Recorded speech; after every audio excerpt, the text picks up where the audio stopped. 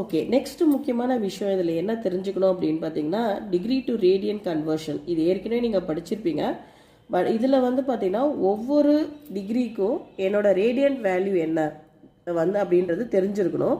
அப்படி தெரிஞ்சிருக்கிற பட்சத்தில் தான் நம்ம வந்து நம்மளோட கொடுத்துருக்கிற கண்டிஷன் இன்டர்வல்குள்ளார நம்மளோட வேல்யூஸ் வந்து அசைன் ஆகிருக்கான்றதை கிராஸ் செக் பண்ணிக்கிறதுக்கு இது வந்து ரொம்ப சப்போர்ட்டிவாக இருக்கும். இப்போ இதோட கன்வர்ஷன் மெத்தட் வந்து பார்த்தீங்கன்னா, இஃப் டிகிரி வேல்யூ எனக்கு கொடுத்துருக்காங்க அப்படின்னா அதை நான் கன்வெர்ட் பண்ணணும்னா π/180 வந்து மல்டிப்ளை பண்ணணும். மல்டிப்ளை பண்ணும்போது I get the value in radians. இப்போ ஒவ்வொரு டிகிரி வேல்யூக்கும் ரேடியன்ஸ் வேல்யூ வந்து நான் வந்து இங்கே கேல்குலேட் பண்ணி கொடுத்துருக்கேன். இதையும் நீங்கள் வந்து ஃபஸ்ட் கோத்ரூ பண்ணிக்கோங்க. கோத்ரூ பண்ணி ஒரு ஐடியா வச்சுக்கோங்க. At least the main degrees 30, 45, 60, 90 to 120, 150, 180 to அதுக்கப்புறம் வந்து பார்த்தீங்கன்னா 210,